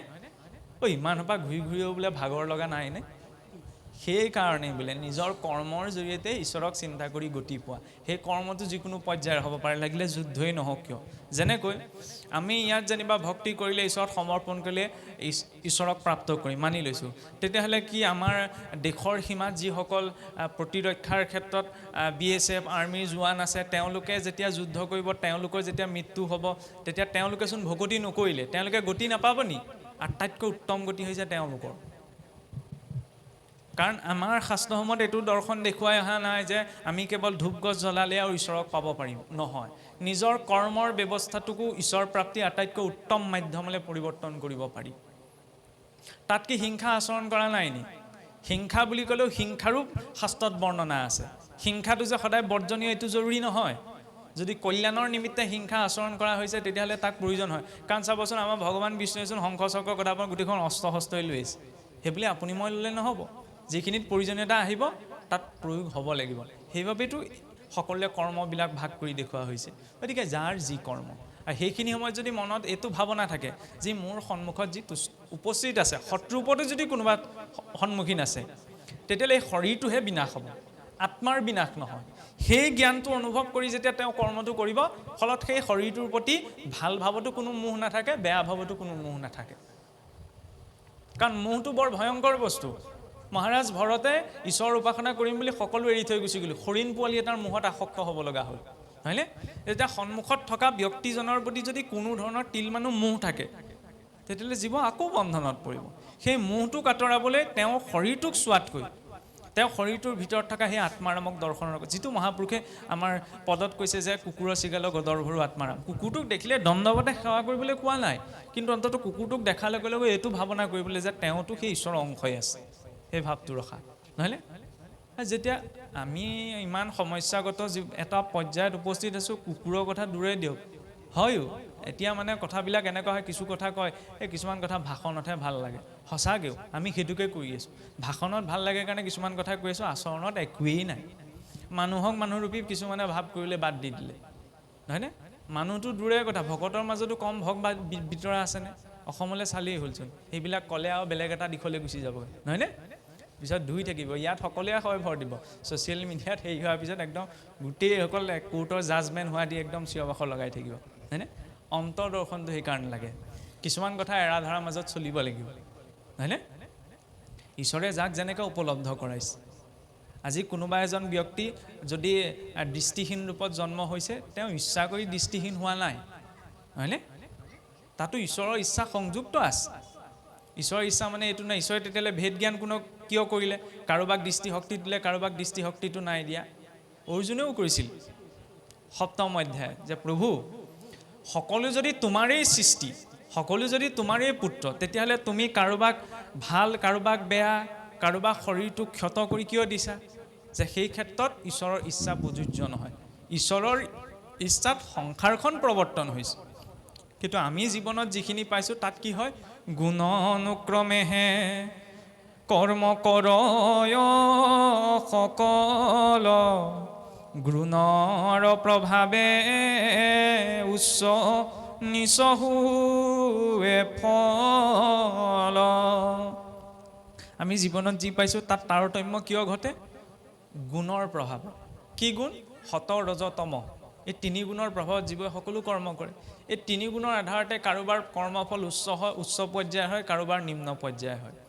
তেতিয়াহ'লে কি কোনোবা এজন যেনিবা ধৰি লওক দিন দৰিদ্ৰ হৈ জন্ম হ'ল, ধৰি লৈছোঁ দেই, তেতিয়াহ'লে আমি এইটো ভাবিম নি, তেওঁক এইবোৰ সহায় কৰিলে বাদ দিয়া, কৰ্মফল ভুগিছে এতিয়া ভুগক। এনেকুৱাও মানুহ আছে। কোনোবা এজন যদি দুখত আছে বা ধৰি লওক কিবা কষ্টত আছে, তেতিয়াহ'লে এনেকৈ মানে লেই চেচেই কৰি দিয়ে, এইবোৰ চব দেখিছা কৰ্মফলৰ কাৰণে ভুগিছে। সেইটো বিচাৰ দায়িত্ব আপোনাৰ মোৰ নহয়। কি ঠিক কাইলৈ কিজানি সেই তেওঁতকৈ অধিক বেয়া গতি মোৰ হয়। আজি মই যাক হাঁহিছোঁ কাইলৈ মোৰ লগতো সেইটো হ'বলৈ আছে সেইটো বিচাৰৰ দায়িত্ব ঈশ্বৰৰ খালি আপোনাৰ মোৰ মনত এইটো সতৰ্কতা ৰখা প্ৰয়োজন যে সেই সকলো কৰ্ম আমি জীৱনত সুখ পাইছোঁ দুখ পাইছোঁ ভাল পাইছোঁ বেয়া পাইছোঁ সকলো কৰ্মফলত হয় কাইলৈ যাতে মোৰ নিজৰ কৰ্মই তেনেকুৱা এটা গতি প্ৰাপ্ত কৰিব নাই মোক কৰ্মৰ প্ৰতি সতৰ্কতাটো লাগে আনৰ কৰ্মক বিচাৰ কৰিবলৈ দৰকাৰ নাই কাৰণ তাৰ পৰা একো পৰিৱৰ্তন নহয় পৰিৱৰ্তন কৰিব আহিব তাৰ পৰা যেতিয়া আমি নিজে শিকিব পাৰিম কাৰণ শিকাৰ কথাটোত বৰ গুৰুত্ব দিয়া হৈছে কাৰণ আমি কওঁ নে দেখি শিকে কিছুসকলে লেখি শিকে এনেকুৱা এটা ধাৰণা যে আছে শিকোঁ বুলি ক'লে সকলোৰে পৰা শিকিব পাৰি খালি গ্ৰহণশীলতাটো লাগিব আৰু সেই গ্ৰহণশীলতাটোৰ অন্তৰত শ্ৰদ্ধাটোও লাগিব কাৰণ অৰ্জুনে ভগৱান কৃষ্ণক প্ৰশ্ন কৰোঁতে কেনেকৈ কৰিছে শ্ৰদ্ধাযুক্ত হৈ বিনয়ী ভাৱত নহয়নে গতিকে প্ৰশ্ন কৰোঁতে কেনেকৈ কৰোঁ তদ্দিদ্ধি প্ৰণিপাতেন পৰিপ্ৰশ্নেন চৈৱয়া শ্ৰদ্ধাযুক্ত হৈ বিনয়ী ভাৱত নিজৰ জিজ্ঞাসাটো প্ৰকাশ কৰিব লাগে আৰু তেতিয়া আমি তাৰ সঠিক মাৰ্গদৰ্শনটো পাওঁ এতিয়া প্ৰথম স্থূল শৰীৰটোৰ ভিতৰত সূক্ষ্ম শৰীৰটোৰ ভিতৰত আছে কাৰণ শৰীৰ যিটো এই স্থূল সূক্ষ্মক ধৰি ৰাখিছে কাৰণ শৰীৰ কি কাৰণ শৰীৰেই হৈছে আত্মা আত্মাৰ কেতিয়াও জন্মও নাই কেতিয়াও মৃত্যুও নাই নহয়নে সেইকাৰণে আমি মানুহ ঢুকালে যে আমি কওঁ তেখেতৰ বিদেহী আত্মাৰ মংগল কামনা কৰি ঈশ্বৰৰ ওচৰত প্ৰাৰ্থনা জনালে এইটো হৈছে শাস্ত্ৰ বিৰুদ্ধ বাক্য কেনেকৈ শাস্ত্ৰ বিৰুদ্ধ বাক্য আমি গীতা সাংখ্যযোগ পঢ়ি পেলাই কি শুনিলোঁ কি শিকিলোঁ যে আত্মা নিৰ্গুণ আত্মাক জুইয়ে জ্বলাব নোৱাৰে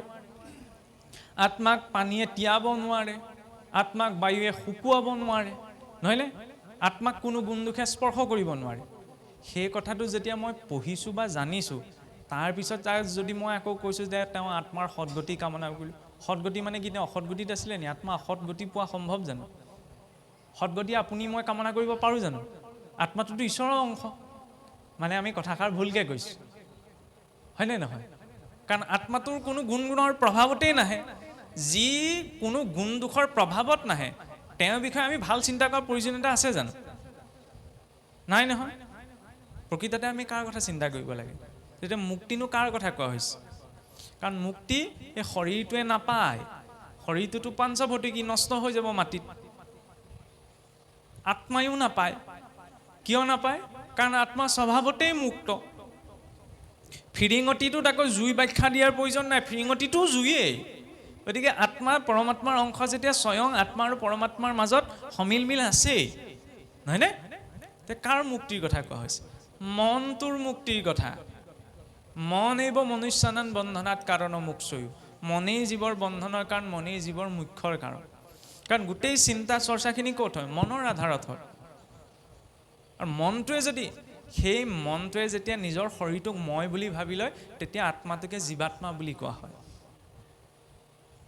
আৰু যেতিয়া মনে এই ধাৰণাটো ত্যাগ কৰে যে মই শৰীৰ নহয় আত্মাহে তেতিয়া তাক সেই শুদ্ধ চৈতন্য স্বৰূপ আত্মা বুলি কোৱা হয় হয়নে আমাৰ শাস্ত্ৰসমূহত আত্মা শব্দটো ঈশ্বৰৰ অংশ বুজাবলৈ প্ৰয়োগ হৈছে পাশ্চাত্যত আকৌ আত্মা শব্দটোৱে ভূত প্ৰেতৰ জাতীয় কিবা বুজাবলৈ ব্যৱহাৰ হৈছে সেইকাৰণে মানে খেলি মেলি সৃষ্টি হয় এফালে আত্মা বুলি ক'লে আমি জীৱ ঈশ্বৰৰ অংশক বুজোঁ এফালে আত্মা বুলি ক'লে আত্মা লাগি আছে বুলি ক'লে ভূত প্ৰেতলৈ গুচি যাওঁগৈ নহয়নে সেইকাৰণে পাশ্চাত্য দৰ্শনটো সমগ্ৰ বিপৰীতমুখী কিবা এটা কথা শুদ্ধ ৰূপত জানিবলৈ হ'লে সেই দৰ্শনৰ শাস্ত্ৰত যিদৰে উল্লেখ আছে সেইমতে আমি বিষয়টো চাব লাগিব তেতিয়াহ'লে এই যদি আত্মা যদি মুক্ত কোনো গুণ দোষে আত্মাক স্পৰ্শ কৰিবই নোৱাৰে নহয়নে তেতিয়াহ'লে এই শৰীৰটোনো আমি কেলৈ পাইছোঁ আত্মানো এই শৰীৰটোত কিয় প্ৰৱেশ কৰিলেহি সেইটোতো প্ৰশ্ন এটা উপজে আত্মা যদি কোনো কৰ্মফল তেওঁ আত্মাই ভোগ কৰিবই নালাগে তেতিয়াহ'লে শৰীৰটোৰ বদ্ধ হৈ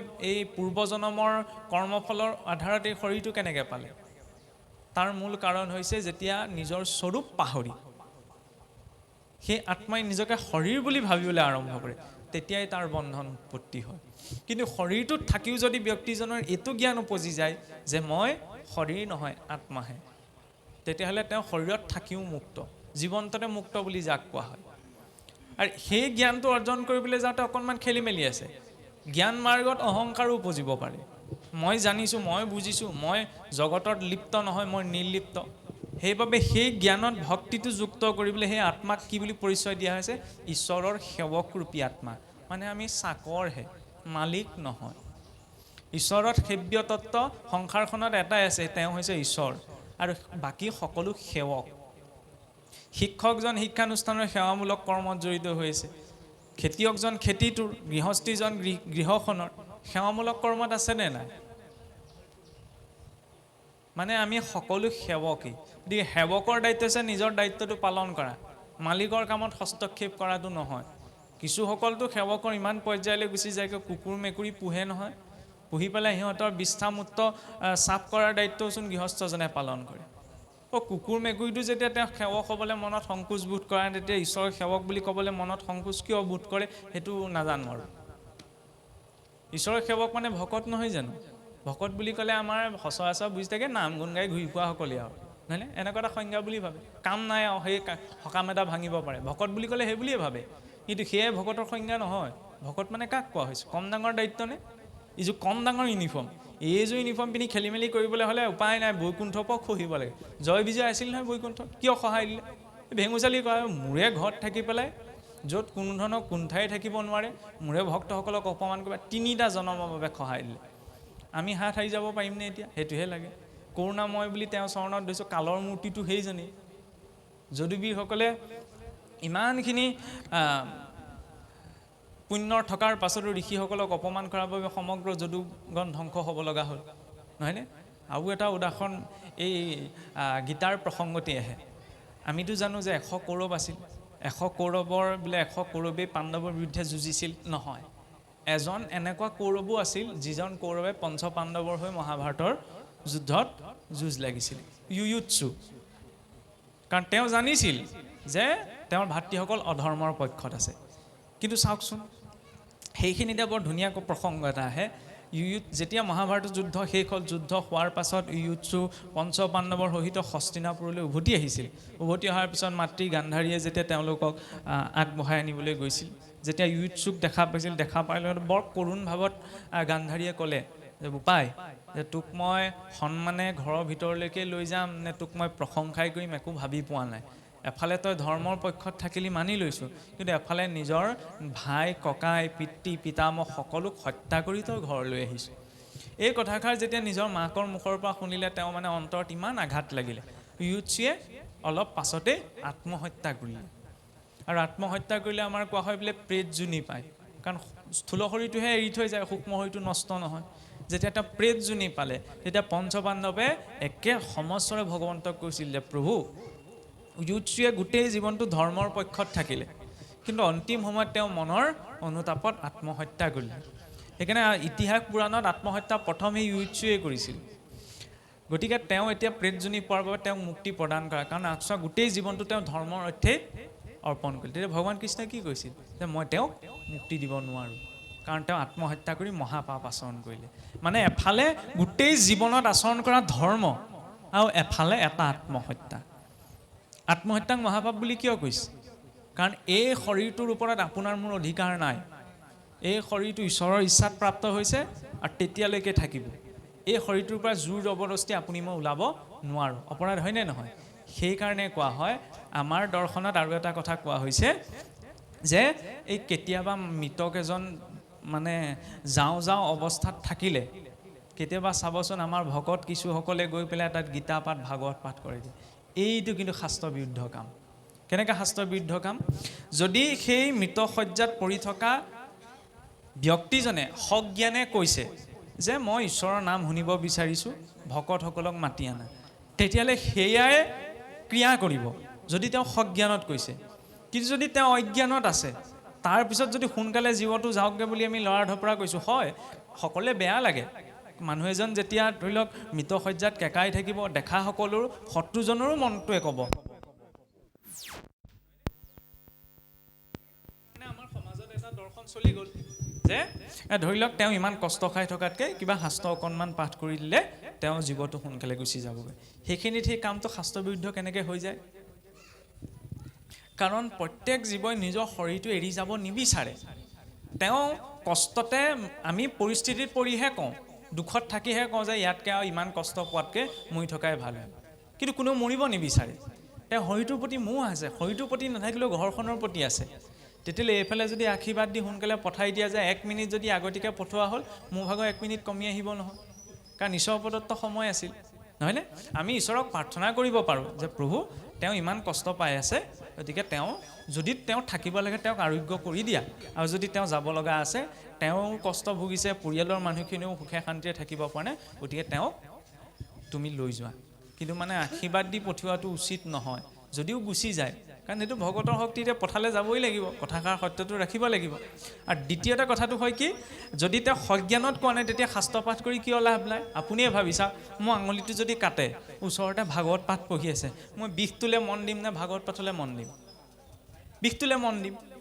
যিজন ব্যক্তিয়ে মৃত্যুশয্যাত পৰি কেকাই আছে, ওচৰতে আৰু গীতা ভাগৱত পঢ়ি থাকোঁ, মন দিব পাৰিব জানো? নোৱাৰে নহয়।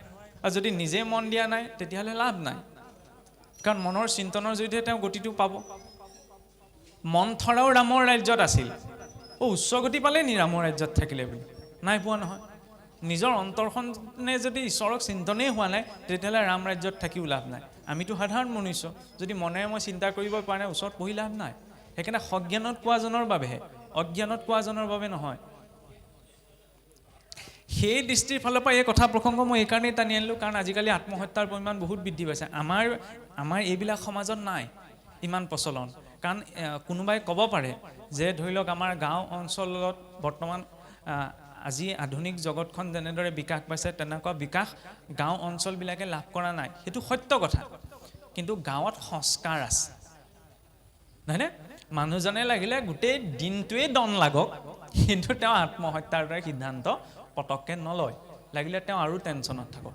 কিন্তু এনেকুৱা ভাৰতবৰ্ষতে এতিয়া প্ৰতি বছৰে প্ৰায় 2000-3000তকৈ অধিক মানুহে আত্মহত্যা কৰে, তাকো বহুত উচ্চ শিক্ষিত। ভাল কিয় সমস্যাটো দেখা গৈছে? কাৰণ দৰ্শন নাই।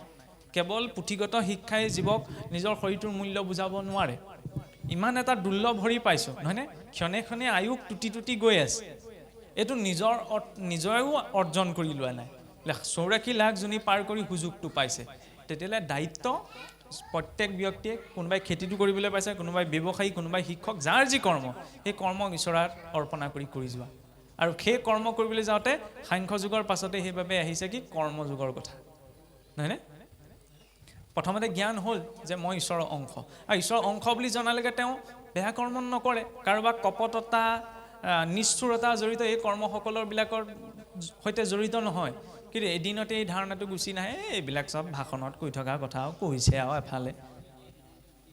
আদৌ শ্ৰদ্ধা ততো সাধু সংগূঢ় ভজন ক্ৰিয়া, ততো অনৰ্থ নিবৃত্তি, ততো নিষ্ঠা ৰুচিস্ততঃ, ততো ভাৱত প্ৰেমাদ্ভুদঞ্চতি সাধকা নাময়ং প্ৰেমে প্ৰাদুৰ্ভাৱে ভৱেৎ ক্ৰমঃ।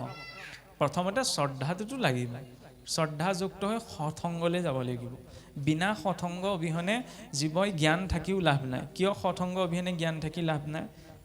আজি ধৰি লৈছোঁ যেনিবা কোনোবা এজন ব্যক্তিৰ ঢেৰ জ্ঞান আছে, তেওঁ যদি হয় তিনিআলিৰ মূৰত যদি মদ খোৱা 2-3জনৰ সৈতে ৰৈ থাকে, কথা পাতি থাকে, বা ধৰি লওক মদ বিকাশ স্থান এখনত যদি ৰৈ থাকে, দেখাজনে কি বুলি ভাবিব? তেওঁ জ্ঞান বিলাবলৈ গৈছে বুলি ভাবিব নে ইবিল ল'বলৈ গৈছে বুলি ভাবিব? কি বুলি ভাবিব বাৰু কওকচোন আপোনালোকে? খাবলৈ গৈছে বুলি ভাবিব।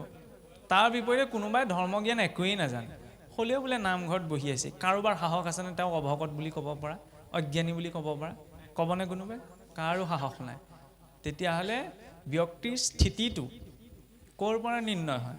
ভিতৰত তেওঁ কিমান জ্ঞান আছে তাৰ পৰা নহয়, তেওঁ কেনেকুৱা পৰিৱেশত আছে সেইটোৰ পৰা। সন্মানো ব্যক্তিৰ নাই, ব্যক্তিৰ আসন বা স্থিতিটোৰহে আছে। কেনেকৈ এই কথাষাৰ কোৱা হৈছে? সাপ এটা যদি আপোনাৰ মোৰ ঘৰত সোমায়, আপুনি মই সেৱা কৰিম নে ফেনাইল ছটিয়াম? সাপ এটা যদি আপোনাৰ মোৰ ঘৰত সোমায়, তেতিয়াহ'লে আপুনি মই ফেনাইল ছটিয়াম, খেদিবলৈ বিচাৰিম, মাৰিবলৈ বিচাৰিম নে সেৱা কৰিম? কি কৰিম বাৰু? ফেনাইল ছটিয়াম। সেই একেটা সাপে যদি কেনেবাকৈ মন্দিৰ বা নামঘৰৰ ভিতৰত আসনত নোৰ খাই থাকিবলৈ হয়, তেতিয়াহ'লে কি কৰিব? কি কৰিব? সাপটোতো একেটাই। জন্তু বুলি ক'লে মই খঙত, মোক জন্তু বুলি ক'বলৈ আহিছে, মই খেদা মাৰি যাম। মোক ভাষণত দিওঁতে সিংহ পুৰুষ বুলি কওকচোন, তেতিয়া বুকু ফিন্দাই দিম। আল্টিমেটলি কি কৰে? জন্তু বুলিওতো কৈছে। সন্মান কাৰ আছে তেতিয়াহ'লে? ব্যক্তিজনৰ সন্মান কৰা হোৱা নাই, স্থানটোৰ। সাপটোৰ সন্মান নাই, সাপটোৰ স্থানৰ সন্মান আছে। আপোনাৰ ঘৰত প্ৰৱেশ কৰাৰ কাৰণে আপুনি মই ঘৰৰ পৰা খেদাবলৈ বিচাৰিলোঁ, কিন্তু আসনত বা মণিকূটত সোমোৱাৰ লগে লগে সাক্ষাৎ ঈশ্বৰ দেখিলোঁ, মানে ঈশ্বৰৰ স্থানত সোমালে, স্থানটুকুৰাহে সন্মান আছে, সেইকাৰণে তাৰ মূল্য বাঢ়িল। জন্তু বুলি ক'লে খং উঠিব, সিংহ পুৰুষ বুলি ক'লে একদম বহুত সাহসী ব্যক্তি আৰু, হয়নে? সেইকাৰণে সন্মান আপোনাৰ মোৰ নাই। কৰ্ম কৰিবলৈ যাতে যদি এইটো ধ্যান থাকে, মই কৰিছোঁ, মই ভাল কাম কৰিছোঁ, নিজৰ একোৱেই নাই, সন্মানটো ছালখনহে বচাই ৰাখিছে। অৰ্জুনক সেইকাৰণে কৈছে তুমি ছালখনলৈ নাচাবা, ভিতৰত কোন বহি আছে সেইটো চোৱা, নহয় জানো? ছালখন আছে কাৰণে মই আপোনাৰ ওচৰলৈ আহিছোঁ, আপুনি মোৰ ওচৰলৈ যাব। ছালখনহে, এইখন এৰুৱাই দিলে কোন কাৰ ওচৰলৈ যাব? ঘাঁহ অকণমান লাগিলে যেতিয়া ছালখন এৰ খাই যায়, ঘাঁহডোখৰ দেখি ঘিণ লাগে নে নালাগে? নিজৰে হওক লাগিলে, এই ছালখনৰ ভিতৰত কি আছে? সেই সোপাইটো আছে। গতিকে ছালখনৰ নিমিত্তে সকলো নহয়, ঈশ্বৰৰ নিমিত্তেহে। কৰ্ম বুলি ক'বলৈ যাওঁতে সেইবাবে কোৱা হৈছে যে কৰ্মৰ একেবাৰে স্পষ্ট ধাৰণা যে বেদে যাক বিহি আছে তাকে বোলে কৰ্ম, বেদে যিটো নিষেধিছে সেইটো অকৰ্ম, বিহিত নাচৰি হুৱে বিকৰ্ম পাতে ক, বিকৰ্ম অকৰ্ম কৰ্ম জানিবা নিশ্চয়। বোলে বেদে যাক বিহি আছে, কাৰণ কৰ্মৰ ফলভিত্তিকভাৱে তিনিটি পৰ্যায় আছে, সঞ্চিত বা প্ৰাৰব্ধ, অনাৰব্ধ, সঞ্চিত, প্ৰাৰব্ধ আৰু অনাৰব্ধ। আৰু আচৰণৰ ভিত্তিক তিনিটি পৰ্যায় আছে, কৰ্ম, অকৰ্ম, বিকৰ্ম। সঞ্চিত কৰ্ম, পূৰ্বজনমতে আমি কাম কৰিছিলোঁ বেলেগ শৰীৰত থাকোঁতে, সেই কৰ্মৰ যিটো ফল ভুগিবলৈ থাকি গ'ল সেইটোক কোৱা হয় সঞ্চিত কৰ্ম।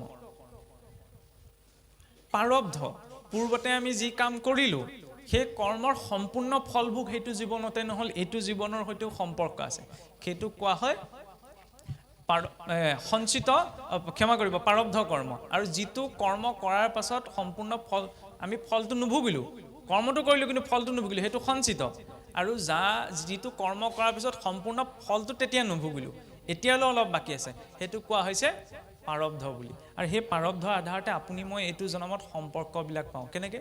এতিয়া আপুনি মই যি পিতৃ মাতৃ পুত্ৰ ভাৰ্যা সুহিত বন্ধু বৰ্গ ইষ্ট মিত্ৰ কুটুম্ব পাইছোঁ, আপুনি মই কিয় হ'বলৈ পাৰিলোঁ? এই সকলোৰ সৈতে পূৰ্বতে ঋণ আছে, সেই ঋণৰ বাবেহে সেই ঋণ পৰিশোধ কৰিবলৈ এইটো জনমত সেই জন্মটো পায়, অৰ্থাৎ সেই পৰিয়ালটোত জন্ম পায়। বৰ্তমান সময়ত মোৰ যিটো পৰিয়ালৰ সৈতে, বংশ পৰিয়ালৰ সৈতে সম্পৰ্ক আছে, সেইটো পূৰ্বৰ ঋণৰ ফল, সেইটো প্ৰাৰব্ধৰ ফল, সঞ্চিত।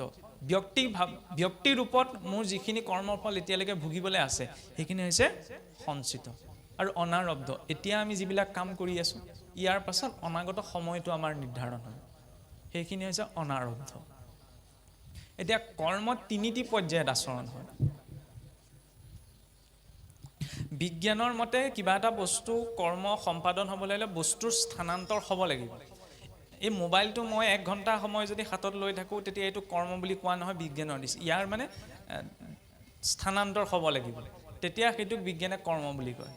কিন্তু আধ্যাত্মিকতাৰ দৃষ্টিৰে কেৱল এই বস্তুটো হাতত লোৱাটোৱেই কৰ্ম নহয়, এই বস্তুটোৰ কথা মনে ভবাটোও কৰ্ম, সেইটোৰ এটা ফল আছে।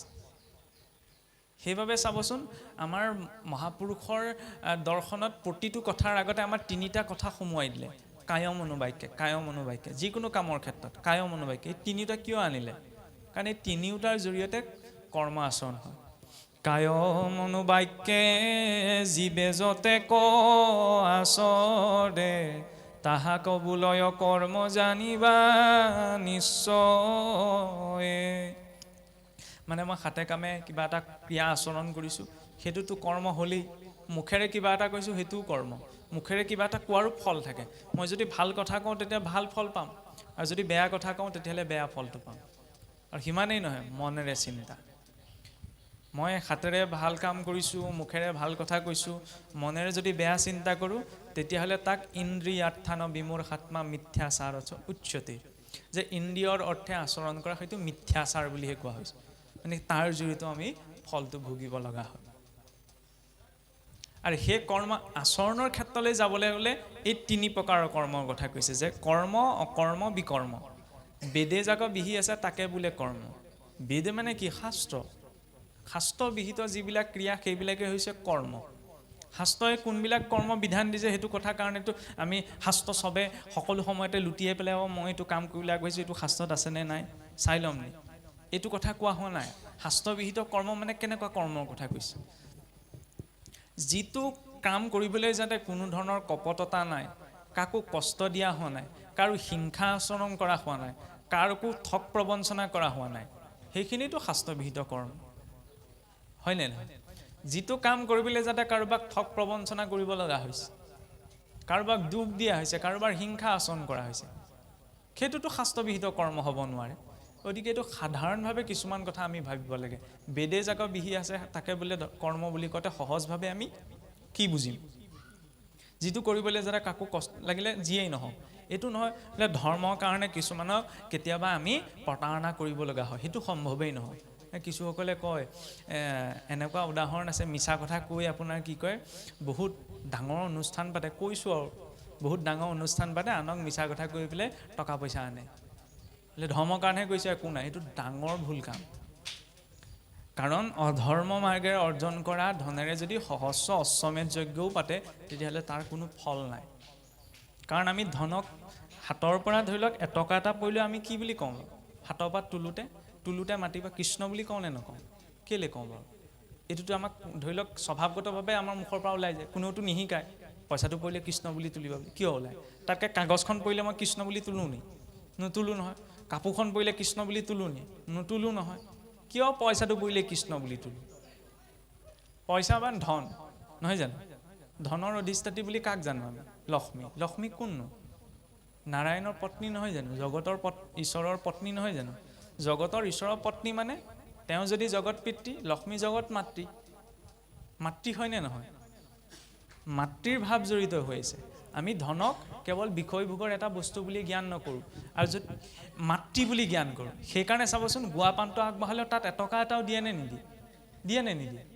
কিছুসকলেতো আমি ক'ব পাৰোঁ নে ধৰ্ম কৰিবলৈ আকৌ পইচাটো কিয় দৰকাৰ হৈছে? নহয়, এটকা এটা হ'লেও তাত দিয়া হয় প্ৰতিটো কৰ্মতে। কিয় দিয়া হয়? মাতৃৰ আশীষৰ তাত প্ৰয়োজনীয়তা আছে, নহয় জানো? তাত লক্ষ্মীৰ উপাসনাৰ কথা কোৱা নাই পৃথক ৰূপত। যি পুত্ৰই সেই মাতৃক অপমান কৰিব, সেই স্থানত জানো তেওঁ কিবা কল্যাণ হোৱা সম্ভৱ হ'ব? নহ'ব। সেইকাৰণে পৰীক্ষিতে কলিক থাকিবলৈ ক'ত দিছিল পোনপ্ৰথমে? যোৱা পাশাত কি কৰা হয়? মাতৃকে উৰুৱাই দিয়া হয়। তাতকৈ অধম পুত্ৰ কোন আছে? হয়নে নহয়? মানে সেই ধনৰ প্ৰতিও যেতিয়া এইটো ভাৱ থাকিব, মাতৃবৎ জ্ঞানটো থাকিব, কাৰণ কাৰ অংশ, কাৰ স্বৰূপ হয়, তেতিয়াহ'লে সেই ধনক অৰ্জন কৰিবলৈ যাওঁতে যদি মই কিবা অসৎ মাৰ্গেৰে অৰ্জন কৰোঁ, তেতিয়াহ'লে তাৰ মই ভাল ফল কিবা আশা কৰিব পাৰোঁনে? সেইকাৰণে কোৱা হৈছে অধৰ্মৰে অৰ্জন কৰা, মই বহু পইচাও যদি ধৰ্ম মাৰ্গত লগাই দিওঁ, এইটো নহয় বোলে 100 টকা মই কাৰোবাক ঠগি ঘটিলোঁ, তাই বোলে 50 টকা মই লাভ কৰিম, 50 টকাই নামঘৰ নামত দান দি দিম, হৈ যাব, মোৰ একদম কৰ্ম বেলেঞ্চ হৈ যাব। এইটো ভুল ধাৰণা, হয়নে?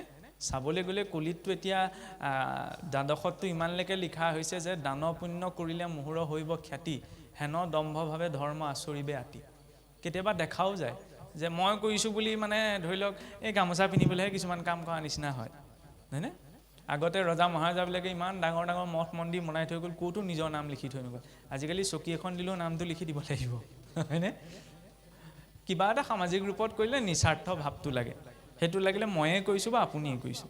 জৰুৰী নহয় যে সমাজে জানক, ঈশ্বৰে জনাটো প্ৰয়োজন। তেওঁ চিলেকশ্যনত আহিলে চবৰে চিলেকশ্যনত গুচি আহিম, আৰু যদি মানুহৰ চিলেকশ্যনত আহিছোঁ কিন্তু তেওঁ চিলেকশ্যনত অহা নাই, তেতিয়াহ'লে লাভ নাই। উদাহৰণ এই পুতনাই আছিল। পুতনাই যেতিয়া মানে কৃষ্ণক কোলাত তুলিবলৈ গৈছিল, ঋষিমুনিসকলেও ইমান ভাগ্য নাই, ঈশ্বৰৰ চৰণ চুবলৈকে নাপায়, পুতনাই কোলাত তুলি ল'বলৈ পাইছে। পুতনাই যেতিয়া বোলে নন্দ কথা প্ৰসংগত আহিছে আৰু সেইকাৰণে ক'বলগীয়া হৈছে, যেতিয়া পুতনা বোলে ভগৱান কৃষ্ণৰ কোলাত তুলিবলৈ ব্ৰজধামত প্ৰৱেশ কৰা প্ৰতিটো খোজতে পুতনাৰ সহস্ৰ কল্পত এজন ব্ৰহ্মাই অৰ্জন কৰা পুণ্য উদয় হৈ গৈ আছিল। প্ৰতিটো খোজত জগতৰ ঈশ্বৰৰ ওচৰলৈ গৈছে, কিন্তু যেতিয়া ভগৱান কৃষ্ণৰ ওচৰ পালে, ভগৱান কৃষ্ণই বোলে চকু দুটা যেতিয়া তেওঁ ঢাকি দিলে পুতনাক দেখি, তেতিয়া বোলে পুতনাৰ নিমেষতে সেই সহস্ৰ কল্প নষ্ট হৈছিল। এইবিলাক বোলে কোৱা কথা। পুতনাক বোলে তেতিয়াহ'লে জননী সমান গতি কেলৈ দিলে? জননী সমান গতি দিয়াটো প্ৰয়োজন নহয়, সেই স্নেহটো পুতনাই অনুভৱ কৰিব পাৰিলে নে নাই পৰা, সেইটো ডাঙৰ কথা, হয়নে নহয়? যেনেকৈ মাক দেউতাকৰ যেনিবা দুটি সন্তান আছে, এটি সন্তানে কথা ক'লে শুনে, এইটোৱে নুশুনে, মৰম দুইটাকে কৰে, কিন্তু যিটো ল'ৰাই কথা ক'লে নুশুনে সেই ল'ৰাটোৱে পিতৃ মাতৃৰ সেই স্নেহটো অনুভৱ কৰিব নোৱাৰে জীৱনত, হয়নে? কিন্তু পাওঁতে সিও সম্পত্তিৰ ভাগ পায়। গতিকে সম্পত্তিৰ ভাগ পোৱাতে জৰুৰী নহয়। পুতনাই ভাগ পালে, জননী সমান গতি পালে, কিন্তু ঈশ্বৰৰ স্নেহটো পালে জানো? নাপালে। যিটো স্নেহ মাতৃ যশোদাই পালে। ভগৱানে তেওঁ ভয়ংকৰ ৰূপটো দেখি চকু ঢাকি দিয়া নাছিল নহয়। পুতনাই ৰূপটো সলাই গৈছিল, আছিল ৰাক্ষসী হৈ গৈছিল এগৰাকী সুন্দৰী মহিলা, ভদ্ৰ মহিলা। গতিকে আমি ঈশ্বৰৰ সন্মুখলৈ আহিছোঁ, ভিতৰত মোৰ যদি কিবা কপট এটা বেয়া ভাৱ আছে, ধুনীয়াকৈ ইয়ালৈ ভকত হৈ আহিছোঁ, ঈশ্বৰে মোৰ মুখ চাবনে? ভুলতো নাচায়। সেইকাৰণে ঈশ্বৰৰ দৰ্শনত গুৰুত্ব এটা দিয়া হোৱা নাই। ঈশ্বৰৰ দৰ্শনটো ঈশ্বৰে ইচ্ছা কৰিলেও আমি নোৱাৰোঁ। অৰ্জুনক যেতিয়া দশম যুগত একাদশত যেতিয়া ঈশ্বৰৰ বিশ্বৰূপ দৰ্শনত ভগৱন্তৰ বিশ্বৰূপ দেখুৱায়, তাৰ আগমুহূৰ্তত অৰ্জুনক জ্ঞান চক্ষু দিছিল নে নাই? দিছিল। জ্ঞান চক্ষুৰ জৰিয়তে ভগৱন্তক দৰ্শন কৰিছিল বিশ্বৰূপ। কিন্তু অৰ্জুনে ক'লে কি? প্ৰভু, তুমি এই বিশ্বৰূপ সম্বৰণ কৰা, তোমাৰ এই ৰূপটো মই চাই থাকিব পৰা নাই, তুমি আকৌ দ্বিভুজ ৰূপত গুচি আহা। অৰ্জুনক জ্ঞান চক্ষু দিয়াৰ পাছতে যেতিয়া তেওঁ এইটো কথা স্বীকাৰ কৰিছে যে তোমাৰ এই বিশ্বৰূপ চাই থকাৰ সামৰ্থ্যতা মোৰ নাই, তেতিয়াহ'লে আপুনি মই আশা কৰাটো সম্ভৱ হয় জানো? নহয়।